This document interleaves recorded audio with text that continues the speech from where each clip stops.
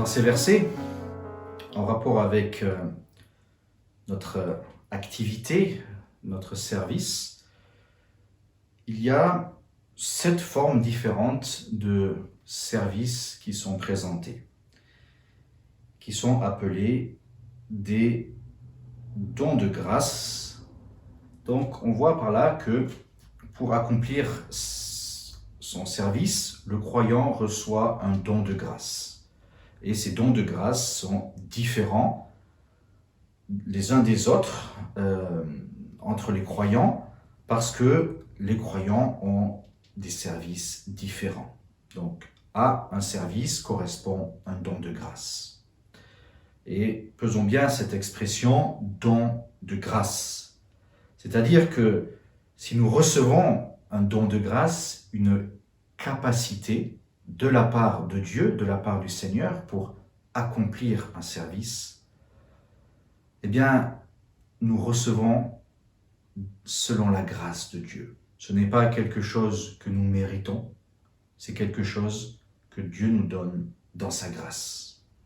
Il n'y a pas lieu de s'enorgueillir, de s'en vanter, mais de le recevoir avec cet état d'esprit de celui qui reconnaît que c'est Dieu qui lui a donné dans sa grâce. Non pas en fonction de ses mérites, mais selon la grâce de Dieu. C'est un don, quelque chose que Dieu nous donne, pas quelque chose que nous acquérons nous-mêmes.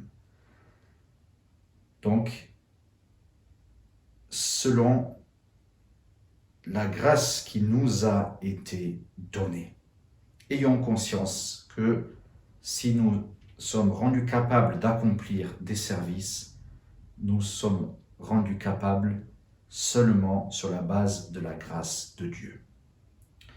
Et donc, voilà une liste de 7 formes de service qui nous est donnée. La prophétie, le service, l'enseignement, l'exhortation, distribuer, être à la tête ou conduire, exercer la miséricorde. Donc d'abord, il est question de prophétiser. Certains croyants ont reçu ce don de prophétiser. Disons d'emblée que ce mot « prophétiser » est souvent mal compris. On pense très souvent que la prophétie, c'est la capacité de prédire les choses à venir. Mais retenons ce que la parole de Dieu nous dit au sujet de la prophétie, et notamment en 1 Corinthiens chapitre 14 et au verset 3, où il est dit « Celui qui prophétise parle aux hommes pour l'édification et l'exhortation et la consolation. » Celui qui prophétise parle pour l'édification, l'exhortation et la consolation. Donc la prophétie, de manière générale, c'est parler de la part de Dieu aux hommes. Et notamment en vue de l'édification, en vue de l'exhortation ou encouragement ou de la consolation. Donc c'est celui qui parle de la part de Dieu. Et certains croyants ont reçu cette capacité de parler de la part de Dieu. Et bien sûr, on ne parle de la part de Dieu pas seulement sur la base d'une capacité qu'on a reçue, mais aussi cette capacité doit être réalisée, doit être vécue dans une vie de communion et de dépendance de Dieu. On ne reçoit pas une capacité indépendamment de Dieu, c'est Dieu qui nous donne et on n'exerce pas, on ne fait pas valoir notre capacité indépendamment de la communion et de la dépendance avec Dieu. Mais celui qui a reçu ou ceux qui ont reçu un tel don sont appelés à le faire valoir, à l'utiliser. Et donc, soit la prophétie, prophétisons selon la proportion de la foi. Selon la proportion de la foi, nous montre qu'il y a une limite aussi au service que Dieu nous donne. Et nous devons accomplir le service que Dieu nous donne pleinement, mais en étant conscient que notre service n'est pas tout et qu'il y a une limite à notre service. Et que le service doit être exercé, réalisé dans la foi. Donc prophétiser, c'est plutôt la capacité de parler de la part de Dieu. Mais parler n'est pas tout. Et la forme de service suivante, qui est appelée le service, au verset 7, soit le service, soyons occupés du service. Ne pensons pas que le service du Seigneur se résume à la prédication. Ceux qui prêchent, ceux qui sont capables de parler, sont les serviteurs du Seigneur. Non. C'est une forme de service, mais il y a une quantité d'autres services qui ne sont pas forcément liés à la parole. Ça peut être des actions et de différentes sortes. Et ceux qui ont reçu cette capacité d'accomplir des actions pour le Seigneur, pour les autres croyants, en faveur des autres croyants, sont appelés à le faire. Et ce n'est peut-être pas des services donc basés sur la parole, sur la prédication, mais ça peut être visiter des personnes, visiter des nécessiteux, communiquer des biens matériels, toutes sortes de services. Donc, et ceux qui ont reçu ces capacités-là sont appelés à les exercer, à les faire valoir. Donc la prophétie, le service, et puis il est question de celui qui enseigne, qu'il s'applique à l'enseignement. L'enseignement, c'est plutôt la doctrine, c'est l'exposé, la présentation des pensées de Dieu de façon ordonnée. Et c'est un service qui est important aussi, qui est donné à quelques-uns. Et ceux qui l'ont reçu sont appelés donc à l'exercer, présenter les pensées de Dieu, la parole de Dieu, la Bible, de façon, on pourrait dire, ordonnée, systématique, en vue de l'édification des croyants. L'enseignement, donc, important pour l'édification, la croissance spirituelle des croyants. Donc, que celui qui a reçu un tel don le fasse valoir, et que les autres profitent, écoutent ceux qui ont reçu un tel don. Ensuite, il est question de l'exhortation. L'exhortation, c'est aussi, on pourrait dire, l'encouragement. C'est parler de la part de Dieu, peut-être pas de façon aussi ordonnée qu'un docteur, qu'un enseignant qui présente les pensées de Dieu, qui les expose, mais celui qui exhorte va plutôt insister sur l'application pratique des pensées de Dieu.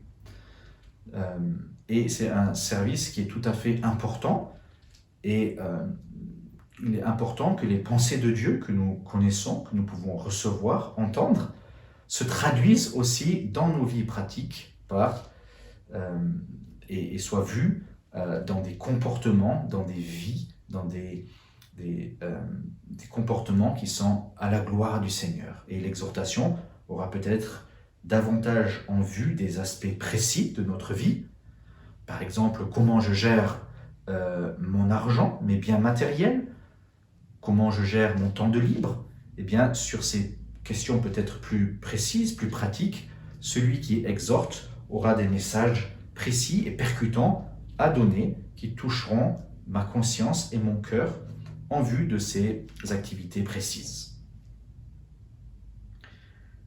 Et enfin, il est question de celui qui distribue, de celui qui est à la tête et de celui qui exerce la miséricorde. Celui qui distribue semble plutôt concerner quelqu'un qui fait part de ses biens, et nous sommes exhortés à communiquer les biens que Dieu nous donne dans sa grâce, les biens matériels, les biens terrestres que Dieu nous accorde.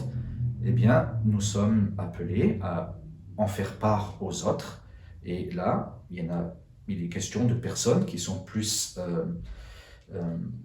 impliquées dans cette activité-là, dans ce service-là, et ceux qui distribuent donc sont appelés à le faire avec simplicité, avec libéralité, générosité, sans trop de raisonnement, mais avec discernement certes, mais avec libéralité et simplicité. Communiquer les biens que Dieu nous a donnés, les biens terrestres, matériels, en faire part aux autres, les distribuer. Ensuite, il est question de celui qui est à la tête et celui qui conduit, et il est exhorté à le faire soigneusement. Là aussi, c'est quelque chose qu'il convient de noter, de souligner, c'est que si tous les croyants sont un en Christ, sont les membres du corps de Christ, les membres les uns des autres, chacun avec des fonctions, des capacités différentes, il y a quand même, selon la pensée de Dieu, il y a des personnes parmi ces croyants qui ont un rôle de conducteur, d'être à la tête. Et l'Église, l'Assemblée de Dieu n'est pas une démocratie où tout le monde a son mot à dire de manière égale, mais c'est un organisme divin, et dans cet organisme divin, Dieu donne en particulier des personnes qui sont à la tête et qui ont la responsabilité de conduire, de diriger, non pas de façon arbitraire, mais dans la crainte de Dieu, dans la dépendance de Dieu. Ces personnes-là, ces conducteurs sont appelés à montrer le chemin et inciter le peuple de Dieu avec une saine autorité à marcher dans ce chemin qui est selon le Seigneur. Et donc ceux qui sont à la tête sont appelés à conduire soigneusement. Ce mot soigneusement est précieux et il nous montre la difficulté de conduire, la difficulté de discerner la volonté de Dieu, le chemin de Dieu. Ce n'est pas toujours évident, tout le monde ne le comprend pas tout de suite. Il y a besoin donc de discernement pour comprendre le chemin de Dieu, et même de façon collective. Et donc celui qui est à la tête et qui reçoit ce discernement doit communiquer ses pensées aux autres personnes qui composent le peuple de Dieu, pour qu'on marche dans ce chemin-là.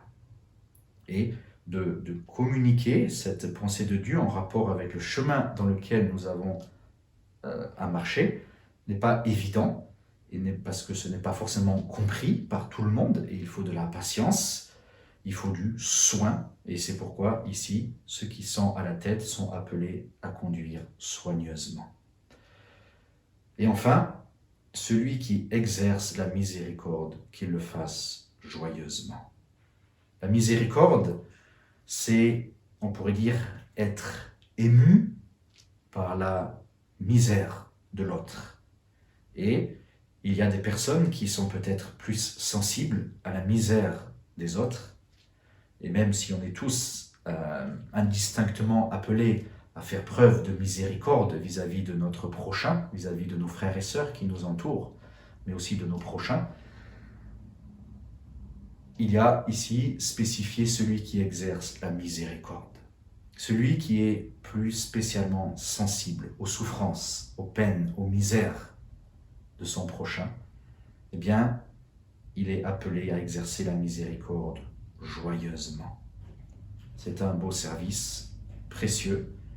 Et ce qui est beau dans ces différentes formes de service qui sont citées, c'est qu'il y a des formes de service qui sont en rapport avec la prédication de la parole de Dieu, mais d'autres qui sont tout à fait en rapport avec des choses plus concrètes, plus pratiques. Et elles sont, on va dire, ces formes de service sont mélangées les unes avec les autres sans que certaines soient mises dans un rang au-dessus des autres. Elles sont toutes importantes, et citons-les enfin pour finir une dernière fois. La prophétie, parler de la part de Dieu. Le service, quelle que soit la forme qu'il revête, l'enseignement, l'exhortation, distribuer, être à la tête, exercer la miséricorde.